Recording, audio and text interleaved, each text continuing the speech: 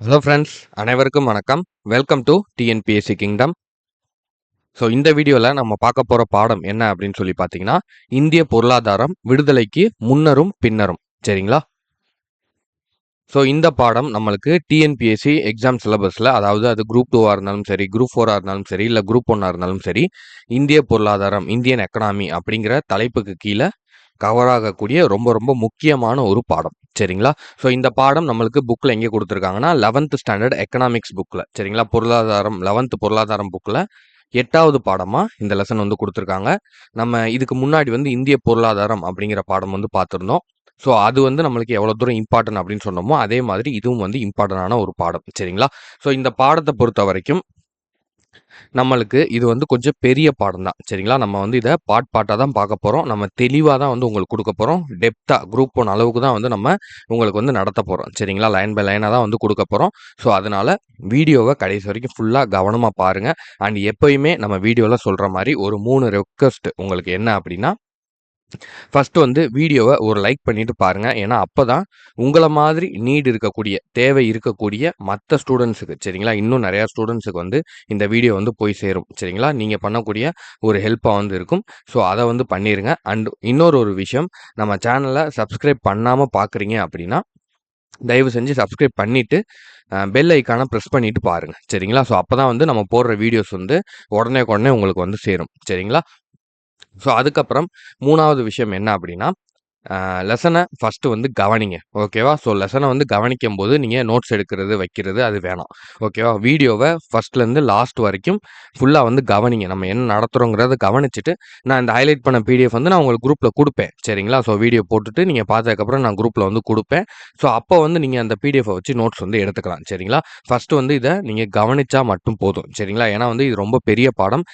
Indian economy அப்படிங்கிறது கொஞ்சம் வந்து கன்ஃபியூஸ் பண்ணுற மாதிரியான ஒரு பாடம். சரிங்களா? ஸோ அதனால் இதை நீங்கள் நல்லா கவனிச்சிங்க அப்படின்னாலே உங்களுக்கு இதில் வந்து ஒரு தெளிவு கிடச்சிரும். ஏன்னா நிறைய பேர் வந்து கேட்டிருந்தீங்க. அதுக்காக தான் வந்து சொல்கிறேன். ஓகேவாப்பா? சரி.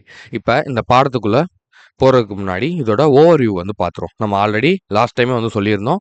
ஜிஎஸ் வந்து நம்ம எப்படி ப்ரிப்பேர் பண்ணணும் அப்படிங்கிறதுக்கு சொல்லியிருந்தோம். ஃபஸ்ட்டு வந்து நம்ம அதோட ஹெட்டிங்ஸ், அதோட டாபிக்ஸ் என்னென்ன அப்படிங்கிறத நம்ம எடுத்துடணும். சரிங்களா?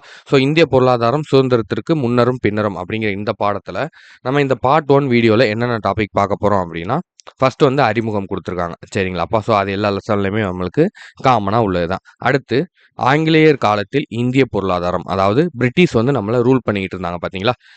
இந்த பாடத்தை பொறுத்த வரைக்குமே இந்த பாடம் என்ன அப்படின்னா, இந்தியாவினுடைய பொருளாதார நிலை, எக்கனாமிக்கல் ஸ்டேஜ், ஓகேவா, ஃபினான்ஷியல் ஸ்டேஜ் வந்து பிரிட்டிஷ் நம்மளை, ஆங்கிலேயர்கள் நம்மளை ஆண்டுகிட்டு இருந்தாங்க பார்த்தீங்களா, அடிமைப்படுத்தியிருந்தாங்க பார்த்தீங்களா? ஸோ அந்த டயத்தில் நம்மளோட பொருளாதாரம் எப்படி இருந்துச்சு, சுதந்திரம் கிடைச்சதுக்கு அப்புறம் 1947க்கு அப்புறம் நம்மளுடைய பொருளாதார நிலை வந்து எப்படி இருந்துச்சு அப்படிங்கிறத பற்றி தான் நம்மளுக்கு இந்த பாடம் ஃபுல்லாகவே வந்து கொடுத்துருப்பாங்க. இதில் நம்மளுக்கு சுதந்திரத்திற்கு முன்னாடி எப்படி இருந்துச்சு பொருளாதாரம் அப்படிங்கிறது இம்பார்ட்டன்ட். சுதந்திரத்திற்கு அப்புறம் இந்திய பொருளாதாரம் எப்படி இருந்துச்சு, அது வந்து எப்படி வந்து கீழேருந்து மேலே வந்து கொண்டு போனாங்க, அதோட growth வந்து எப்படி இருந்துச்சு, அதுக்காக என்னென்ன விஷயங்கள்லாம் வந்து பண்ணாங்க அப்படிங்கிறது ரொம்ப ரொம்ப இம்பார்ட்டன்ட். சரிங்களா? ஸோ மொத்தம் இந்த பாடமே வந்து நம்மளுக்கு ஒரு முக்கியமான ஒரு பாடம் தான். சரிங்களாப்பா? ஸோ இப்போ ஆங்கிலேயர் காலத்தில் இந்திய பொருளாதாரம் அப்படிங்கிறத 4 பார்ட்டாக வந்து பிரிக்கிறாங்க. ஓகேவா? வணிக மூலதன காலம், தொழில் மூலதன காலம், நிதி மூலதன காலம், இந்திய கைவினை பொருட்கள் நசிவு காலம். சரிங்களா? ஸோ அதாவது இதோட மீனிங் என்னன்னா, பீரியட் ஆஃப் மர்ச்சன்ட் கேபிட்டல், அதாவது வணிக மூலதன காலம் அப்படின்னா பீரியட் ஆஃப் மர்ச்சன்ட் கேபிட்டல்னு சொல்லுவாங்க. தொழில் மூலதன காலம் அப்படின்னா பீரியட் ஆஃப் இண்டஸ்ட்ரியல் கேபிட்டல் அப்படின்னு சொல்லுவாங்க.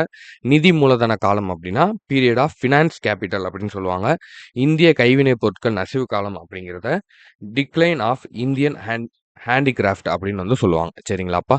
ஸோ அதுக்கப்புறம் 3வதா வந்து என்ன கொடுத்துருக்காங்கன்னா, இந்திய நில உடைமை முறைகள். சரிங்களா? அதாவது நிலம் இருக்கு பார்த்தீங்களா? விவசாய நிலங்கள் இருக்குல்ல, அதை வந்து அப்போ வந்து எப்படிலாம் வந்து இருந்துச்சு. ஓகேவா? நம்ம நிறைய விஷயங்கள் கேள்விப்பட்டிருப்போம். ஸோ விவசாயிகளை வந்து வச்சு வேலை வாங்கி அந்த காசை வந்து எடுத்துக்கிட்டாங்க. அதை வந்து வாடகைக்கு விட்டாங்க. இந்த மாதிரியான நிறைய விஷயங்கள் வந்து நம்ம கேள்விப்பட்டிருக்கோம். சரிங்களா? ஸோ இந்த மாதிரியான விஷயங்கள்லாம் எப்படி இருந்துச்சு, அப்போ வந்து எப்படி நடந்துச்சு அப்படின்னு அதை வந்து ஒரு 3 டைப்பா வந்து பிரிக்கிறாங்க. ஒண்ணு வந்து ஜமீன்தாரி முறை அல்லது நிலச்சுவாந்தாரி முறை அப்படின்னு சொல்றாங்க. இன்னொன்னு 2வது வந்து மகள்வாரி முறை அல்லது இனவாரி முறைன்னு சொல்றாங்க. 3வது ரயத்வாரி முறை அல்லது சொந்த சாகுபடி முறை அப்படின்னு வந்து சொல்றாங்க. சரிங்களா? ஸோ இந்த 3 டாபிக் தான் வந்து நம்ம இந்த பார்ட் 1 வீடியோல டீட்டெயிலா வந்து பார்க்க போறோம். ஸோ கவனமா வந்து பாருங்க. எதுவும் டவுட்ஸ் இருந்துச்சு அப்படின்னா கமெண்ட்ஸ்ல வந்து சொல்லுங்க. நம்ம அடுத்தடுத்த வீடியோஸ்ல பார்க்கலாம். சரி, ஓகேவா? நம்ம இப்போ வந்து லேட் பண்ண வேணாம். வீடியோக்குள்ள போயிரலாம். ஸோ இதில ஃபர்ஸ்ட் எடுத்தோனே பாருங்க, நம்மளுக்கு இந்த பாக்ஸ் வந்து ரொம்ப ரொம்ப இம்பார்ட்டன்ட்ப்பா. ஸோ எக்கனாமிக்ஸ்ல எல்லா லெசன்ஸ்லயுமே வந்து ஸ்டார்ட்டிங்ல இந்த மாரி வந்து ஒரு பாக்ஸ் குடுத்துருப்பாங்க. ஸோ இதுலேருந்து கண்டிப்பா கொஸ்டின்ஸ் வந்து கேட்பாங்க. ஸோ அதனால இத வந்து எல்லாரும் நோட் பண்ணி வச்சுக்கோங்க. சரிங்களா? விடுதலை எந்த விலைக்கும் ஈடாகாது. விடுதலை என்பது வாழ்வின் மூச்சு. வாழ்வதற்காக மனிதன் எதை கொடுக்க மாட்டான். சரிங்களா? இத யார் சொல்லியிருக்காங்கன்னா, டெய்லர் கோவன் அப்படிங்கிறவரு சொல்லியிருக்காரு. ஓகேவாப்பா? ஸோ விடுதலை அப்படிங்கிறது விலை மதிக்க முடியாது இல்லையா? அதான உண்ம. ஸோ அது வந்து நம்மளுடைய மூச்சு காத்து மாரி. நம்ம இப்ப வந்து உயிர் வாழ்றதுக்கு என்ன தேவை? மூச்சு தான் தேவை. பிரீத்திங் தான் தேவை. அந்த சுவாசம் தான் தேவை. அது இல்ல அப்படின்னா ஒண்ணுமே கிடையாது. சரிங்களா? அப்ப அத போய் நம்ம யாருக்காவது குடுப்போமா? என்னோட மூச்சு வேணாம் அப்படின்னு சொல்லி நம்ம குடுப்போமா? குடுக்க மாட்டோம்ல. ஸோ அந்த மாரி தான் விடுதலை அப்படிங்கிறத சொல்றாங்க. சரிங்களா? ஸோ அடுத்து ஃபர்ஸ்ட் வந்து அறிமுகம்னு குடுத்துருப்பாங்க. ஸோ இத வந்து ஃபுல்லா வந்து ஒரு ரீட் பண்ணிக்கோங்க. இதுல முக்கியமான பாயிண்ட் என்ன அப்படின்னா, இந்தியா வந்து ரொம்ப நாளா வந்து காலனி ஆதிக்கத்தின் கீழ வந்து இருந்துச்சு. சரிங்களா? ஸோ ஆங்கிலேயர்கள் வந்து காலனி ஆதிக்கத்தின் கீழ வந்து நம்மள வச்சிருந்தாங்க. கிட்டத்தட்ட ஒரு 200 இயர்ஸ் நியர்லி. சரிங்களா? ஸோ அந்த காலனித்துவம்னா என்ன? நம்மளும் நெறைய கேள்விப்படுறோம். காலனி ஆதிக்கம், காலனித்துவம், அதாவது காலனிசம் அப்படின்னு வந்து சொல்லுவாங்க இங்கிலீஷ்ல. ஸோ காலனித்துவம் அப்படின்னா என்னன்னா, 2 நாடுகள் இருக்குப்பா. அதுல சமூக பொருளாதார தொடர்புகள்ல ஒரு நாடு வந்து அதிகாரம் செலுத்தவும், இன்னொரு நாடு வந்து அடிமையாவும் இருந்துச்சு அப்படின்னா, அதுக்கு பெயர் தான் காலனித்துவம். சரிங்களா? புரியுதா? இப்ப 2 நாடு இருக்கு. அ இப்ப ஒரு எக்ஸாம்பிள்க்கு எடுத்துக்கிறோம். இப்ப வந்து அமெரிக்கா இருக்கு. பாகிஸ்தான் இருக்கு. சரிங்களா? ஸோ இப்ப அமெரிக்கா வந்து பொருளாதாரம் எல்லாத்துலயுமே வந்து உயர்ந்த நாடா இருக்கு. பாகிஸ்தான் வந்து இப்ப நெறைய பிரச்சனைகள சந்திச்சுக்கிட்டு இருக்கு. அதே மாரி நம்ம ஸ்ரீலங்கா கூட எடுத்துக்கலாம். அங்கேயும் வந்து பஞ்சம், நெறைய வந்து விலை மாற்றம் இதெல்லாம் வந்து சொன்னாங்க இல்லையா? ஸோ இந்த மாதிரி பொருளாதாரத்துல, சமூக வளர்ச்சியில பின்தங்கிய நாடுகள் இருக்கும். சரிங்களா? அதுக்கு வந்து அதுல வந்து வளர்ந்த நாடுகள் இருக்கும். பொருளாதாரத்துல எல்லாத்துலயும் வளர்ந்த நாடுகள் அத வந்து ஆதிக்கம் பண்ணும். சரிங்களா? நாங்க சொல்ற மாரி செய்யணும். எங்களோட மிலிட்டரி பேஸ் வந்து அங்கே கட்டணும். எங்களோட பிசினஸ் வந்து அங்கே பண்ணணும். அவங்க என்னென்னலாம் சொல்றாங்களோ, அவங்கள்ட்ட வந்து இவங்க காசு வாங்கியிருப்பாங்க, கடன் வாங்கியிருப்பாங்க. இந்த மாரி இருக்கும். சரிங்களா? ஸோ பொருளாதார நிலை வந்து சரியில்லாம போகும்போது. அப்ப வந்து அந்த பெரிய நாடுகள் சரிங்களா? பொருளாதாரத்துல, சமூக அந்தஸ்துல வந்து உயர்ந்து இருக்கக்கூடிய நாடுகள், என்னலாம் வந்து கண்டிஷன் சொல்றாங்களோ, அது எல்லாத்தையுமே வந்து அவங்களுக்கு கீழ இருக்கக்கூடிய நாடுகள் வந்து கேட்கும்.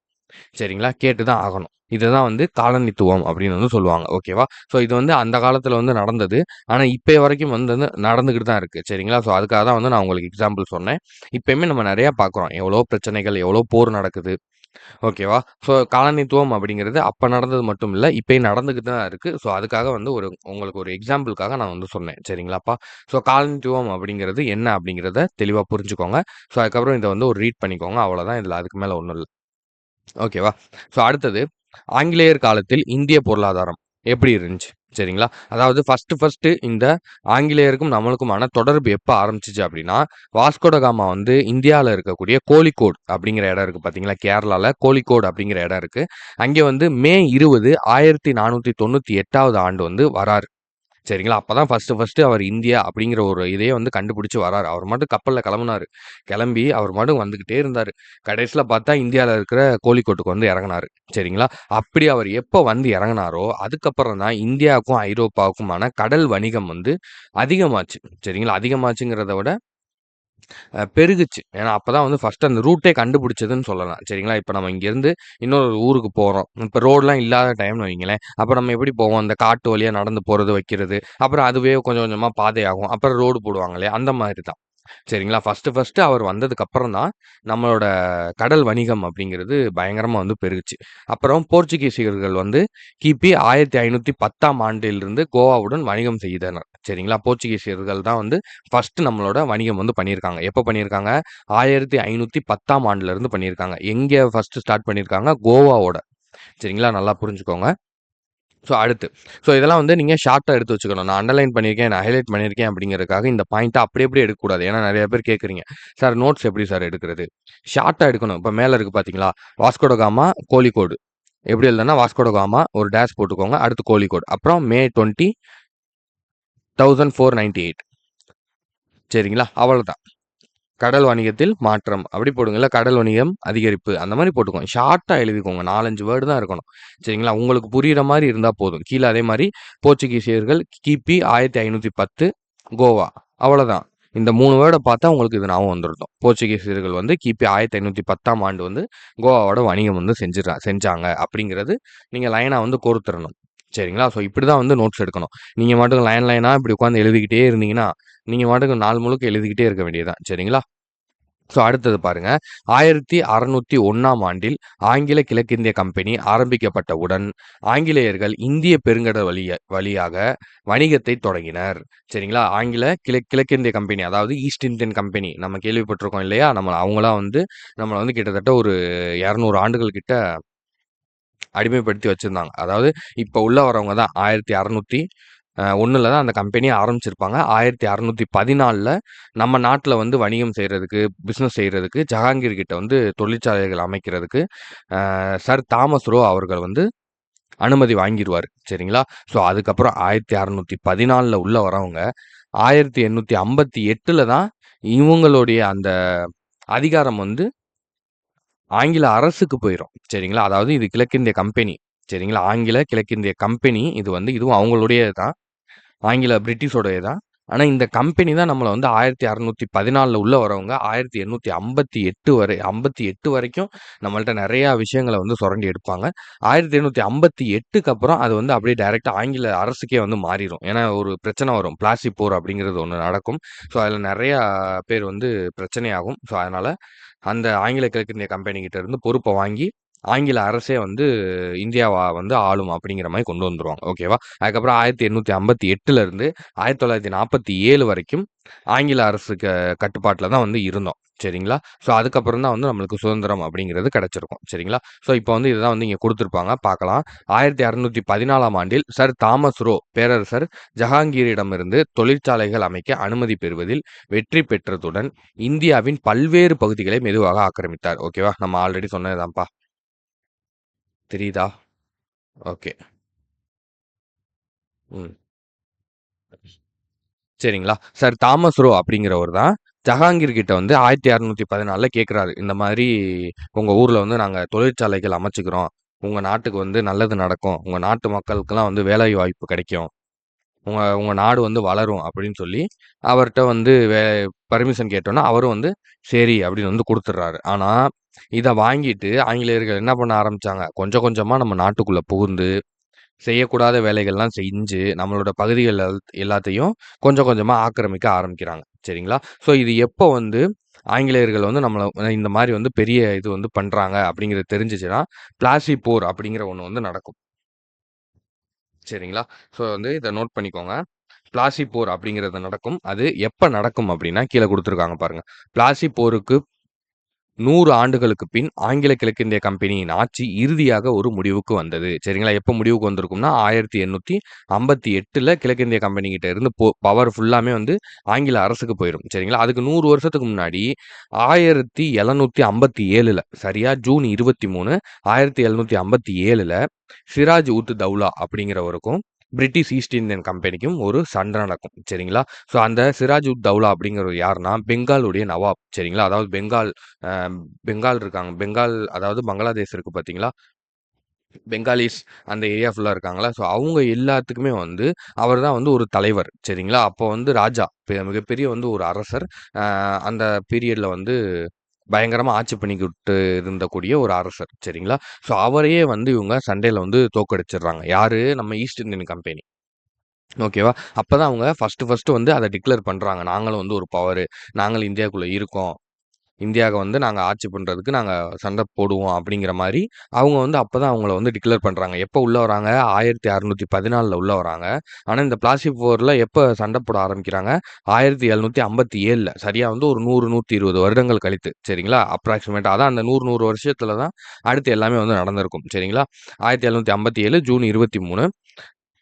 அதுக்கப்புறம் 1858ல இந்த பிரச்சனைகள்லாம் நடந்ததுக்கப்புறம் போர் பயங்கரமா வந்து இதாகுது. நம்ம சைட்லேருந்து நெறைய எதிர்ப்பு வந்து வருது. ஏன்னா நம்ம சும்மா இருப்போமா? வேற இடத்துலேருந்து வந்து நம்ம இடத்த ஆக்கிரமிப்பு பண்ணா, நம்ம ஆளுங்க வந்து சும்மா இருப்பாங்களா? ஸோ அவங்க சைட்ல இருந்து நெறைய எதிர்ப்புகள் வருது. ஸோ இந்த மாரி நெறைய பிரச்சனைகள் ஆனோனே, இது ஆங்கில பாராளுமன்றத்துக்கு வந்து இது ரிப்போர்ட்டா போகுது. ஸோ அங்கே வந்து 1858ல என்ன முடிவு பண்றாங்கன்னா, இந்தியாவ ஆளும் அதிகாரத்தை ஆங்கில கிழக்கிந்திய கம்பெனியிடம் இருந்து ஆங்கிலேய அரசுக்கு மாற்றி ஒரு சட்டம் இயற்றியது. சரிங்களா? எங்க யார் இயற்றுதா? ஆங்கில பாராளுமன்றம். அதாவது பிரிட்டிஷ் பார்லிமென்ட். ஓகேவா? அவங்க வந்து ஒரு சட்டமே வந்து இயற்றிட்டாங்க. அதோட ஆங்கில கிழக்கிந்திய கம்பெனியோட அதிகாரம் வந்து எல்லாமே ஆங்கிலேய அரசுக்கு வந்து மாறிருச்சு. சரிங்களா? அப்பயுமே வந்து இந்திய பொருளாதார நிலைமைய முழுவதுமாக மாற்ற முடியல. ஏன்னா வந்து நெறைய அவங்க சொரண்டி எடுத்துட்டாங்க. சரிங்களா? நெறைய விஷயங்கள். ஓகேவா? ஸோ அது எல்லாமே வந்து ஒவ்வொன்னா சொல்லியிருப்பாங்க. பார்க்கலாம். ஸோ இது வந்து ஒரு இன்ட்ரோ மாரி தான். இங்க பாருங்க. இந்த பாக்ஸ் வந்து முக்கியம். ஆங்கிலேயர் கால வரலாறு. ஓகேவா? ஆங்கிலேயர் காலத்தில் ஆங்கிலேயர் நுழைவுக்கு முன் இந்திய பொருளாதாரம் கிராமத்தை சார்ந்து வாழ்ந்து வந்தது. சரிங்களா? அப்போ கிராம பொருளாதாரமானது சுயசார்பு பொருளாதாரமாக இருந்தது. ஓகேவா? சுயசார்பு பொருளாதாரம். சரிங்களா? இதுக்கு பேர் இங்கிலீஷ்ல என்ன சொல்லுவாங்கன்னா, செல்ஃப் சஃபிஷியன்ட் அப்படின்னு வந்து சொல்லுவாங்க. சரிங்களா? சுயசார்பு பொருளாதாரம்னு சொல்லுவாங்க. அப்போ வந்து கிராமத்த சார்ந்து தான் இந்திய நாடே வந்து இருந்திருக்கு. பார்த்தீங்களா? ஏன்னா, அந்த அளவுக்கு அ மக்கள் வந்து கிராமத்துல தான் வந்து நெறையா விவசாயம், இந்த மாரி விஷயங்கள்லாம் நெறைய நடந்திருக்கு. சரிங்களா? ஆனால், ஆங்கிலேய ஆட்சியின் போது தொழிற்சாலைகள் வளர அனுமதிக்கப்பட்டன. சரிங்களா? அதான் பிரச்சனையே. விவசாயம் வந்து கொஞ்சம் கொஞ்சமா அழிவுக்கு காரணமே, தொழிற்சாலைகள் நெறையா வரவும், மக்கள் வந்து அங்கே வேலைக்கு போக ஆரம்பிச்சாங்க. புரொடக்ஷன் அங்கே அதிகமாச்சு. சரிங்களா? கையில பண்றதுக்கும், மிஷின்ல பண்றதுக்கும் நெறைய வித்தியாசங்கள் வர ஆரம்பிச்சுச்சு. சரிங்களா? ஸோ அடுத்த பாயிண்ட் பாருங்க. பொருளாதார மற்றும் அமைப்பு ரீதியான இந்த மாற்றம் இந்திய பொருளாதார நிலையை பின்தங்கிய நிலைக்கு தள்ளியது. சரிங்களா? இந்திய பொருளாதாரமே பின்தங்கிய நிலைக்கு போயிருச்சு.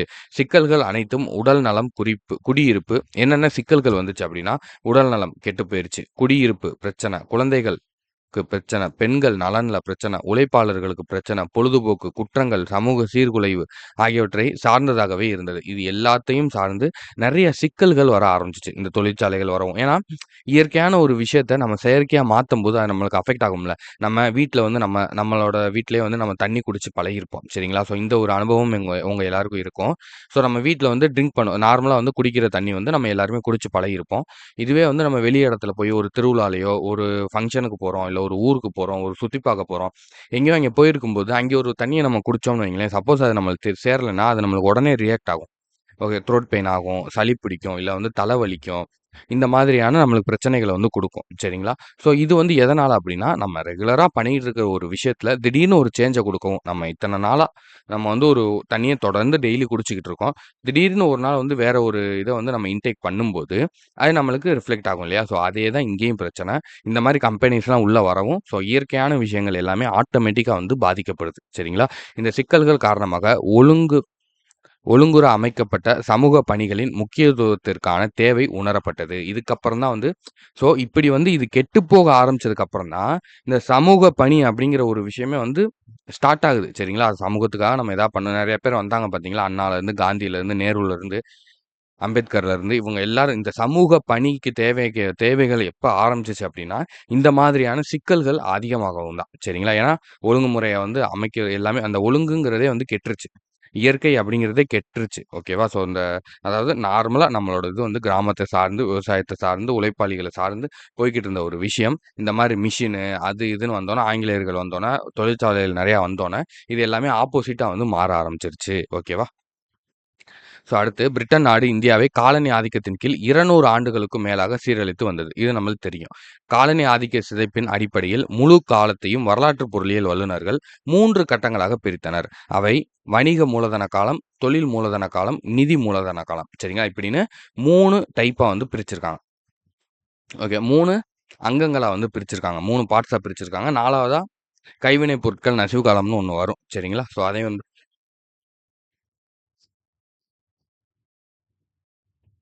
சரி, ஓகே. இப்ப ஃபர்ஸ்ட் பாருங்க.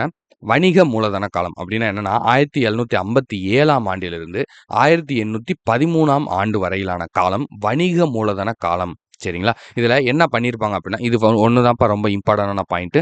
மத்த எல்லாமே நீங்க தெரிஞ்சு வச்சுக்கோங்க. சரிங்களா? ஏன்னா ஸ்டேட்மெண்ட்டா வந்து கேட்கலாம். ஓகேவா? ஸோ ஆங்கில கிழக்கிந்திய கம்பெனியின் முக்கிய நோக்கம் இந்தியா கிழக்கிந்திய பொருட்களை முற்றுரிமையாக வணிகம் செய்து லாபம் ஈட்டுவதே ஆகும். சரிங்களா? முற்றுரிமை அப்படின்னா மோனோபோலி. அது மட்டும் தான் முக்கியத்துவம். இப்ப இந்தியால இப்ப 2 பொருள் இருக்குப்பா. நம்ம இந்தியால தயாரிச்ச ஒரு பொருள் இருக்கு. அ வெளிநாட்ல தயாரிச்ச ஒரு பொருள் இருக்கு. பிரிட்டிஷ்லேருந்து வந்த ஒரு பொருள் இருக்கு. சரிங்களா? இப்போ ஒரு கடை இருக்கு அப்படின்னா, அந்த கடையில 9 பொருள் வந்து பிரிட்டிஷ்லேருந்து தயார் பண்ண பொருள்கள் தான் இருக்கணும். சரிங்களா? ஒரு பொருள் மட்டும் தான் இந்தியால தயார் பண்ண பொருள் இருக்கணும். புரியுதா? ஸோ இந்த மாதிரி முற்றுரிமை, அதுக்கு தான் வந்து முழு உரிமை அப்படிங்கிற மாரி நம்ம ஆக்கணும் அப்படிங்கிறது தான் இந்த ஆங்கில கிழக்கிந்திய கம்பெனியினுடைய நோக்கமே. சரிங்களா? அது நடக்கவும் செஞ்சுச்சு. எப்படின்னு சொல்லியிருப்பாங்க பாருங்க பின்னாடி. இக்காலத்தில் பிரிட்டனில் தொழில் மூலதனத்தை முன்னேற்ற இந்தியா ஒரு மிக முக்கியமான சுரண்டல் பிரதேசமாக ஆங்கில கிழக்கிந்திய கம்பெனி கருதியது. சரிங்களா? பிரிட்டன்ல வந்து தொழில் மூலதனத்த பெருக்குறதுக்கு, அவங்களுடைய இன்வெஸ்ட்மென்ட்ட அதிகப்படுத்துறதுக்கு இந்தியாலருந்து பயங்கரமா வந்து சுரண்டல் பண்ணி, இந்தியா வந்து ஒரு சுரண்டல் பிரதேசமா வந்து மாத்திட்டாங்க. சரிங்களா? அடுத்தது 1750, 1760ஆம் ஆண்டுகளில் வங்காளமும், தென்னிந்தியாவும் ஆங்கிலேய கிழக்கிந்திய கம்பெனியின் அரசியல் நெருக்கடிக்கு உள்ளானபோது, முற்றுரிமை வணிகத்தின் நோக்கம் நிறைவேறியது. சரிங்களா? அதாவது அந்த போர் நடந்துச்சு பார்த்தீங்களா? பிளாசி போர் நடந்தது.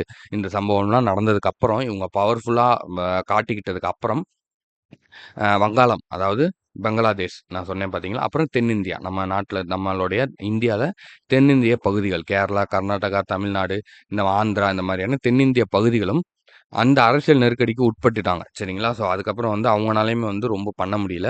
ஸோ எல்லாரையுமே வந்து அவங்க ஆங்கிலேயர்கள் வந்து விலைக்கு வாங்கிட்டாங்க. ஏன்னா, இந்த பிளாசி போர் நடந்துச்சுன்னு சொன்னேன் இல்லையா? சிராஜ் உத் தௌலாக்கும், ஈஸ்ட் இந்தியன் கம்பெனிக்கும். ஸோ அதிலேயே வந்து சிராஜ் உத் தௌலாவுக்கு பின்னாடி இருக்கக்கூடிய ஆட்கள் பல பேர வாங்கி ஏன்னா கிட்டத்தட்ட ஒரு 3000, 4000, 5000 வீரர்கள் கிட்ட இருப்பாங்கன்னு நெனைக்கிறேன். சிராஜ் உத் தௌலாக்கு. ஆனா ஈஸ்ட் இந்தியன் கம்பெனி கிட்ட ரொம்பவே கம்மியான ஆட்கள் தான். இல்ல. அதாவது சிராஜ் உத் தௌலா கிட்ட 50,000 வீரர்கள் கிட்ட என்னமோ இருந்திருக்காங்க. ஈஸ்ட் இந்தியன் கம்பெனி கிட்ட வந்து கிட்டத்தட்ட வெறும் 3000 வீரர்களோ என்னமோ தான் வந்து இருந்திருக்காங்க. ஸோ ஆனாலுமே வந்து ஈஸ்ட் இந்தியன் கம்பெனி வந்து ஜெயிச்சிருச்சு. சரிங்களா? ஸோ அதுக்கு காரணம் என்னன்னா, அவங்க பக்கம் வந்து நெறைய சதி பண்ணி, பிட்ரயல் பண்ணி தான் வந்து இவங்க ஜெயிச்சாங்க. சிராஜ் உத் தௌலாவோட சொந்தத்தில ரிலேட்டிவா இருக்கக்கூடிய ஒருத்தவரே வந்து இவங்க விலைக்கு வாங்கி, அவர வந்து வீழ்த்துனாங்க. சரிங்களா? இந்த மாதிரி தான் ஆங்கிலேயர்கள் வந்து நம்ம நாட்ல இருக்கக்கூடிய எல்லா அரசர்களையும், எல்லா தலைவர்களையும் வந்து வீழ்த்துனாங்க. சரிங்களா? ஸோ அதே மெத்தட் தான் வந்து ஃபாலோ ஆச்சு. ஸோ அப்படி அவங்க பண்ணிக்கிட்டு இருக்கும்போது, இந்த 1750, 60கள்லாம் வந்து அவங்க கொஞ்சம் ஸ்ட்ராங் ஆயிட்டாங்க. அதுக்கப்புறம் வந்து இந்த முற்றுரிமை, அதாவது நம்ம நாட்டு பொருட்களுக்கு தான் வந்து முக்கியத்துவம் அப்படிங்கிறத அவங்க வந்து கொண்டு வந்துட்டாங்க. சரிங்களா? ஸோ அதுக்கு வந்து ஈஸி ஆயிருச்சு. ஒரு நிமிஷம்ப்பா.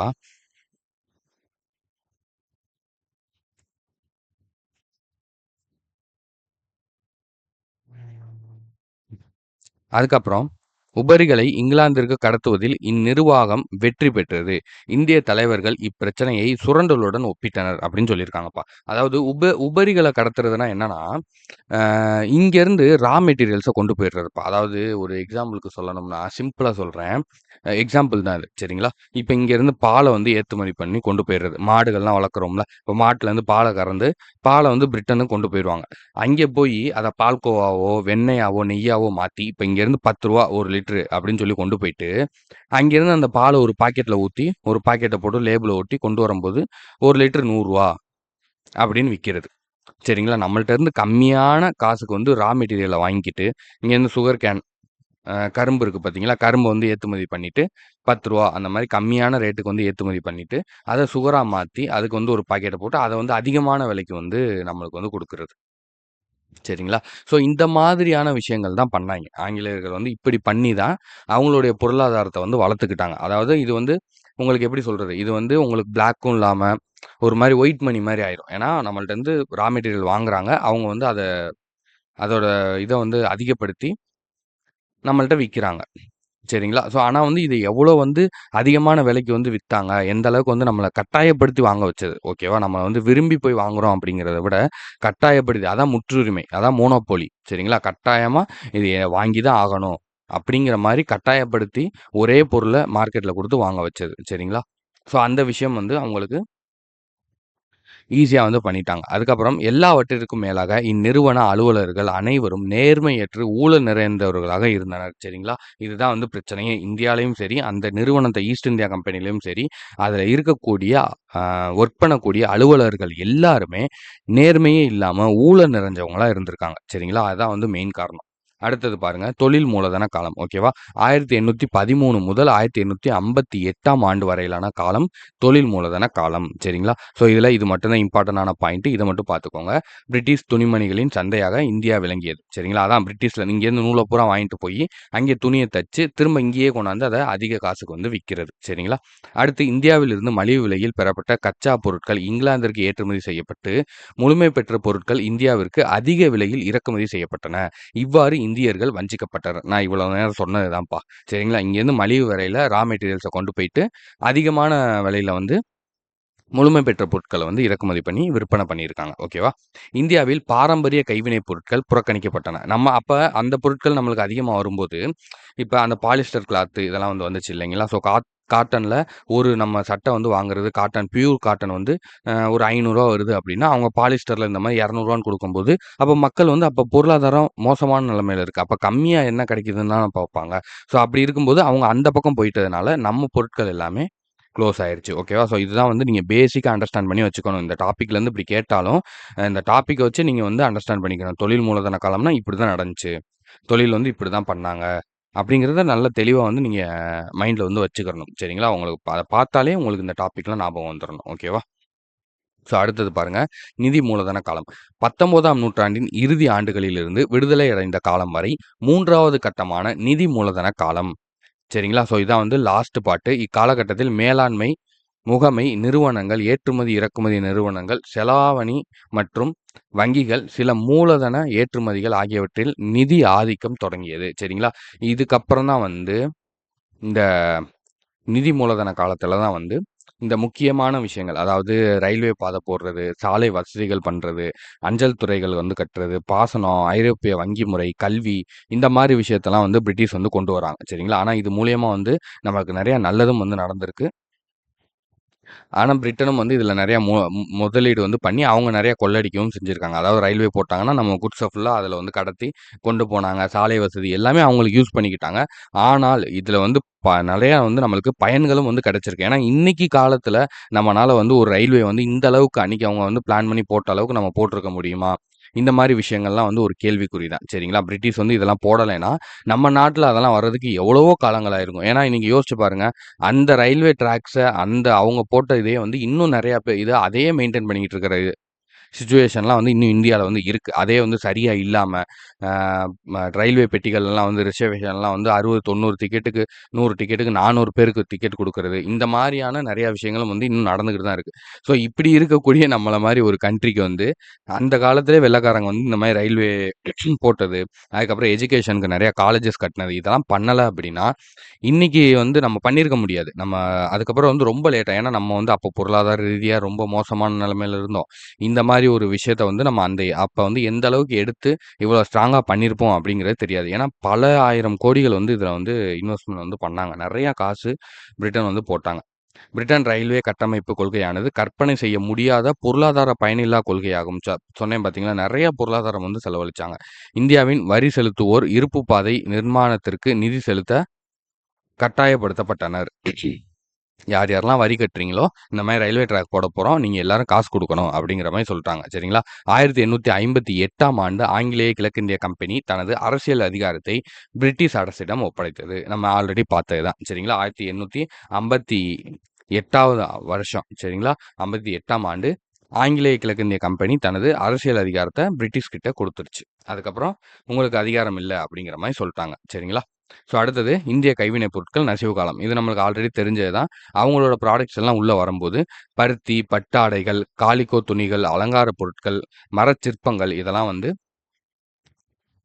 எல்லாமே வந்து கொஞ்சம் கொஞ்சமா வந்து நசிவுக்கு வந்து போயிருச்சு. அதாவது அழிய ஆரம்பிச்சுருச்சு. வாங்க வந்து மக்கள் வந்து இதெல்லாம் வந்து வாங்குறது வந்து விருப்புறது இல்ல. ஸோ அந்த மாரி போக ஆரம்பிச்சுட்டாங்க. ஓகேவா? ஸோ அது மிஷின்ல வந்து ரெடி பண்றதுனால, அத அவங்க வந்து கொஞ்சம் டிசைனா அந்த மாரிலாம் வந்து குடுக்கவும், காசு கம்மியா குடுக்கவும், மக்கள் வந்து அத வந்து பிரிஃபர் பண்ண ஆரம்பிச்சுட்டாங்க. சரிங்களா? அப்ப கைவினை பொருட்களுக்கெல்லாம் வந்து மதிப்பு இல்லாம போயிருச்சு. இன்னைக்கு வரைக்கும் அப்படிதானே? சரிங்களா? பாகுபாடான சுங்கவரி கொள்கை மூலம் பிரிட்டிஷ் அரசு வேண்டுமென்றே இந்திய கைவினைப் பொருட்களை அழித்தது. சரிங்களா? அதாவது சுங்கவரி கொள்கை அப்படின்னா, டிஸ்கிரிமினேட்டரி டாரிஃப் பாலிசி அப்படின்னு வந்து சொல்லுவாங்கப்பா. சரிங்களா? ஸோ இந்த சுங்க வரி கொள்கையின் மூலமா தான் இந்த கைவினைப் பொருட்கள அழிச்சாங்க. நவாபாஜ்யம் இதெல்லாம் வந்து கதை தான். ஜஸ்ட் ரீட் பண்ணிக்கோங்க. இந்திய கைவினைப் பொருட்களால் இயந்திர தயாரிப்பு பொருட்களுடன் போட்டியிட முடியவில்லை. ஏன்னா, இவங்க கையில ஒரு பொருள் ஒரு நாளைக்கு செஞ்சாங்கன்னா, மிஷின் வந்து 100 பொருள் ரெடி பண்ணிரும். சரிங்களா? அதான் இங்க ப்ராப்ளமே. அடுத்து இந்தியாவில் ரயில்வே அறிமுகமான பின், பிரிட்டிஷ் பொருட்களுக்கான உள்நாட்டு சந்தை அதிகரித்தது. ஏன்னா, ரயில்வேல இருந்து எல்லா பக்கமும் டிரான்ஸ்போர்ட் பண்ண ஆரம்பிச்சுட்டாங்க பொருட்கள. சரிங்களா? குட்ஸ வந்து ஏத்தி அதுக்கு தான் வந்து அவங்க ரயில்வே போட்டதே. அவங்க வந்து அவங்க நாட்டுக்கு பொருட்கள வந்து கொண்டு போறதுக்கும், இங்க வந்து நாடு முழுக்க பொருட்கள வந்து விக்கிறதுக்கும் தான் அந்த ரயில்வே அப்படிங்கிறத போட்டதே. சரிங்களா?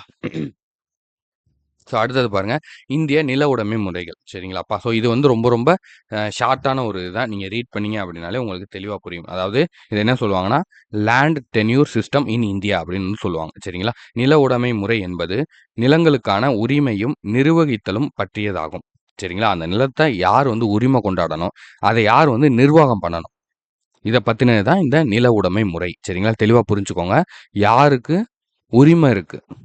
சரிங்களா? யார் அத வந்து நிர்வாகம் பண்ணலாம். சரிங்களா? இது 2த்தையும் பத்தி சொல்றது தான் இந்த நில உடைமை முறை. சரிங்களா? நிலம் யாருக்கு சொந்தமானது? நிலத்தில் யார் அறுவடை செய்வது? நில வருவாயை அரசுக்கு செலுத்துவதற்கு பொறுப்பானவர் யார்? இத பத்தி தான் வந்து இந்த 3 இதுல வந்து சொல்லியிருப்பாங்க. சரிங்களா? நிலம் வந்து யாருக்கு சொந்தம்? அரசுக்கா? இல்ல ஒரு தலைவருக்கா? இல்ல ஒரு குறிப்பிட்ட ஒரு நபருக்கா? இல்ல மக்களுக்கா? அதே மாரி நிலத்துல யார் அறுவடை செய்வா? அறுவடை செய்றது யாரு? அறுவடை செஞ்சு அந்த விவசாயி யூஸ் பண்ணிக்கிறாரா? இல்ல தலைவர்கிட்ட குடுக்கணுமா? இல்ல அரசுகிட்ட குடுக்கணுமா? நில வருவாயை வந்து அரசுக்கு செலுத்துவதற்கு பொறுப்பானவர் யார்? அந்த நில வருவாய் இப்ப 10 நிலம் இருக்கும் அந்த ஊர்ல. ஒருத்தர் வந்து ரெஸ்பான்சிபிலிட்டி இருப்பாரு. அவர் தான் வாங்கி எல்லாத்தையும் கொண்டு போய் குடுக்கணும். 10 பேர் போய் குடுக்க முடியுமா? ஸோ அந்த மாரி. அதுக்கான பொறுப்பாளர் யார்? சரிங்களா? இது எல்லாத்தையும் வந்து பார்க்குறது தான் இந்த இதுல வந்து பார்ப்போம். டீட்டெயிலா சொல்றேன் பார்த்துக்கோங்க. இதெல்லாம் வந்து ஜஸ்ட் ரீட் பண்ணிக்கோங்க. என்ன சொல்லாம போறேனே அப்படின்னு நினைக்க வேணாம். அதில பெருசா ஒண்ணும் இருக்காது. 3 இதா பிரிச்சிருப்போம்னு சொல்லியிருப்பாங்க. 1 ஜமீன்தாரி முறை, இன்னொன்னு மகள்வாரி முறை, 3வது ரயத்வாரி முறை. சரிங்களா? இத தெளிவா பார்த்துக்கோங்க. ஃபர்ஸ்ட் வந்து ஜமீன்தாரி முறை அல்லது நிலச்சுவாந்தாரி முறை அப்படின்னு வந்து சொல்லுவாங்க. ஓகேவா? நிலச்சுவாந்தாரி முறைனா, லேண்ட் லார்ட் டெனன்ட் சிஸ்டம் அப்படின்னு வந்து சொல்லுவாங்க. ஓகேவா? ஸோ இதுக்கு 2 பேர் இருக்குப்பா. கன்ஃப்யூஸ் ஆயிறாதீங்க. ஜமீன்தாரி முறைன்னு கேட்டாலும் இதுதான். நிலச்சுவாந்தாரி முறை அப்படின்னு கேட்டாலும் இதுதான். சரிங்களா? காரன் வாலிஸ் பிரபு 1793ஆம் ஆண்டில் நிரந்தர சொத்துரிமை சட்டத்தை அறிமுகப்படுத்திய பிறகு, ஜமீன்தாரி முறையை ஆங்கில கிழக்கிந்திய கம்பெனி உருவாக்கியது. சரிங்களா? இந்த இடத்துல லார்ட் காரன் வாலிஸ் பிரபு அப்படின்னு ஒரு சில புக்ல வந்து இருக்கும். ஸோ அந்த மாரி வந்து கொஸ்டின் வரலாம். பார்த்து வச்சுக்கோங்க. அப்புறம் அங்கே போயிட்டு நம்ம காரன் வாலிஸ் தானே படிச்சோம். இங்க என்ன லார்டு கேட்டிருக்காங்க. அப்ப இவரு வேற ஆளா இருக்குமோ அப்படின்னு நினைச்சிராதீங்க. அப்படியும் வந்து குடுப்பாங்க. ஓகேவா?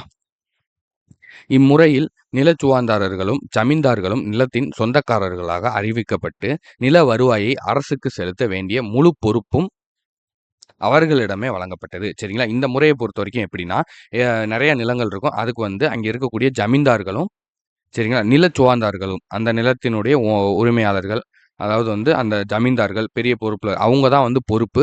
அவங்க தான் வந்து எல்லாம் பார்த்துக்கிறணும். அதே மாரி அந்த நிலத்துக்கான வரிய வந்து வசூல் பண்ணி, அரசுக்கு வந்து அவங்க தான் கொண்டு வந்து குடுக்கணும். சரிங்களா? ஸோ அப்படிங்கிறத சொல்லியிருக்காங்க. வசூலிக்கப்பட்ட நில வருவாயில் 11ல் 10 பங்கு அரசுக்கு செலுத்தப்பட வேண்டும் என்றும், மீத தொகை ஜமீன்தார்களுக்கான ஊதியமாகவும் அறிவிக்கப்பட்டது. சரிங்களா? அந்த ஜமீன் நம்ம படத்துலலாம் பார்த்துருவோம் தெரியுமா? அந்த ஊருக்குன்னு ஒரு ஜமீன்தார்கள் இருப்பாங்க. ஜமீன் இருப்பாங்க. அவங்க வந்து இப்ப எவ்வளோ வந்து ஒரு ரூ. 1100 வசூல் பண்றாங்க. இப்போ ஒரு 11 இடம் இருக்குப்பா. 11 தோட்டம் இருக்கு. அந்த 11 தோட்டத்துக்கும் ஒரு ரூ. 100 வரி வந்து ரூ. 100 இருக்கு. இப்ப 11 தோட்டத்துல இருந்து ரூ. 100 வாங்குனாருன்னா, அவருக்கு வந்து ரூ. 1100 கிடைக்கும்.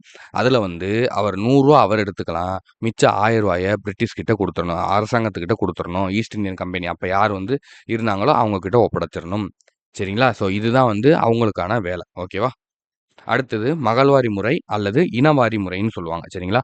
கம்யூனல் சிஸ்டம் ஆஃப் ஃபார்மிங் அப்படின்னு வந்து சொல்லுவாங்க. ஸோ இங்க யார் லீடர் அப்டின்னா, அங்கே வந்து நம்ம ஜமீன்தார் பார்த்தோம், நிலச்சுவாந்தார் பார்த்தோம். இங்க யார் லீடர் அப்டின்னா, கிராம தலைவர். ஒவ்வொரு கிராமத்துக்கும் இருக்கக்கூடிய தலைவர் தான் வந்து இங்க லீடர். இத வந்து ஃபர்ஸ்ட்டு மத்திய பிரதேசத்திலயும், பஞ்சாப்லயும் தான் வந்து அறிமுகப்படுத்துனாங்க. அதுக்கப்புறம் வந்து அத விரிவுபடுத்துனாங்க. இம்முறையில் வந்து கிராம மக்களான குழுவினர் நிலச் சொந்தக்காரர்களாக இருந்து நிர்வாகம் செய்தனர். சரிங்களா? அக்குழுவினர் நிலத்தை உழவர்களிடம் பிரித்துக் கொடுத்து, அவர்களிடமிருந்து வருவாயை பெற்று அரசுக்கு செலுத்தினர். சரிங்களா? கிராம தலைவர்ன்னு இருப்பாங்க. அவங்க வந்து அந்த நிலத்த கிராமத்துல இருக்கக்கூடிய நிலத்த பூரா உழவர்களுக்கு பூரா பிரிச்சு குடுத்து, "இந்தாப்பா உனக்கு இந்த இடம், உனக்கு இந்த இடம்" அப்படின்னு பிரிச்சு குடுத்து, விவசாயம் பண்ண வச்சு, அதுலேருந்து என்ன வருவாய் வருதோ, அத வந்து அரசுக்கு வந்து வாங்கிட்டு போய் குடுப்பாங்க. சரிங்களா? ஸோ அடுத்தது 3வது பாருங்க, ரயத்வாரி முறை அல்லது சொந்த சாகுபடி முறை. சரிங்களா? இதுதான் வந்து கொஞ்சம் லெஜிஸான, கொஞ்சம் ஈஸியானது. இம்முறை முதலில் தமிழ்நாட்டில் அறிமுகம் செய்யப்பட்டு, பின்னர் மகாராஷ்டிரா, குஜராத், அசாம், கூர்க், கிழக்கு பஞ்சாப், மத்திய பிரதேசம் ஆகிய இடங்களுக்கு விரிவுபடுத்தப்பட்டது. சரிங்களா? இது ரொம்ப ரொம்ப முக்கியமான ஒரு கொஸ்டின்ப்பா. இத கேட்பாங்க. சரிங்களா? என்ன கேட்பாங்கன்னா, ரயத்வாரி முறை அல்லது சொந்த சாகுபடி முறை முதலில் எந்த இடத்தில் அறிமுகப்படுத்தப்பட்டது? எந்த மாநிலத்தில் அறிமுகப்படுத்தப்பட்டது? அப்படின்னு கேட்பாங்க. அப்ப தமிழ்நாடு. சரிங்களா? இத மறந்துறக்கூடாது. அடுத்து நிலத்தை சொந்தம் கொண்டாடும் உரிமையையும், நிலத்திற்கான கட்டுப்பாடும் நில உரிமையாளரிடமே இருந்தது. சரிங்களா? இதுதான் வந்து நியாயமான ஒரு இதா வந்து இருந்தது. விடுதலைக்கு முன்னர் இம்முறை குறைந்த அடக்குமுறை உடையதாக இருந்தது அப்படின்னு சொல்லியிருப்பாங்க. சரிங்களா? விடுதலைக்கு முன்னாடி கொஞ்சம் ரொம்ப வந்து இது இல்லாத ஒரு பிரச்சனை இல்லாத ஒரு விஷயம்னா, அது இதுவா தான் இருந்துச்சு. ஏன்னா நிலத்தினுடைய முழு உரிமை, அது அறுவடை பண்றது எல்லாமே வந்து யார்கிட்ட இருந்துச்சு? அந்த நிலத்தோட சொந்தக்காரர் யாரோ, "நீ ஏன் வந்து விளைச்சுக்கப்பா, நீ ஏன் அறுவடை பண்ணிக்க, நீ ஏன் வந்து இது பண்ணிக்க" அப்படிங்கிற மாரி முழு கட்டுப்பாடும் வந்து அவர்கிட்ட இருந்துச்சு. இல்லைன்னா, மத்த 2 முறைகள பொறுத்தவரைக்கும் நிலம் அவரோட தான் இருக்கும். ஆனா அதிகாரம் பண்றது, அதுலேருந்து வரி வசூல் பண்றது, இது பண்றது எல்லாமே வந்து ஜமீன்தார்களாவோ, இல்ல நிலச்சுவாந்தார்களாவோ, இல்ல கிராம தலைவர்களாவோ இருந்தாங்க. சரிங்களா? ஆனா இந்த முறையில மட்டும் தான் உங்களுக்கு என்ன இல்ல, எந்த ஒரு கட்டுப்பாடும் வந்து இல்ல. சரிங்களா? ஸோ அவ்வளோதான்ப்பா. இதோட இந்த பார்ட் 1 வந்து முடியுது. ஸோ இது வந்து கொஞ்சம் லென்த்தா போயிருக்கும். ஸோ இருந்தாலும் உங்களுக்கு தெளிவா புரிஞ்சிருக்கும் அப்படின்னு சொல்லி நான் நெனைக்கிறேன். உங்களுக்கு தெளிவா புரிஞ்சிருந்துச்சுன்னா, கமெண்ட் பண்ணுங்க. இல்ல புரியலைனாலும் என்ன புரியல, என்ன விஷயங்கள் வந்து உங்களுக்கு தேவைப்படுதுங்கிறதையும் கமெண்ட்ல சொல்லுங்க. நான் அதுக்கான அப்டேட்ஸும் வந்து அடுத்தடுத்த வீடியோல வந்து குடுக்குறேன். சரிங்களா? இதோட அடுத்தடுத்த நெக்ஸ்ட் வீடியோ எல்லாமே வந்து உங்களுக்கு அடுத்தடுத்து அப்லோட் ஆகும். பிளேலிஸ்ட்லயும் வந்து நான் இத வந்து தனியா போட்டு ஆட் பண்ணிடுறேன். ஸோ, அதிலயும் வந்து நீங்க செக் பண்ணிக்கலாம். ஓகேவாப்பா? சரி, ஓகே. வீடியோ புடிச்சிருந்தா ஒரு லைக் பண்ணிட்டு, உங்களோட ஃப்ரெண்ட்ஸுக்கும் வந்து ஷேர் பண்ணி விடுங்க. உங்களுடைய சந்தேகங்கள் எதுவும் இருந்துச்சுன்னா அப்படின்னா, கீழ கமெண்ட் பண்ணுங்க. நான் உங்களுக்கு வந்து ரிப்ளை பண்றேன். மீண்டும் இன்னொரு நல்ல வீடியோல வந்து பார்க்கலாம். நன்றி, வணக்கம். தொடர்ந்து படிங்க. All the best. Thank you.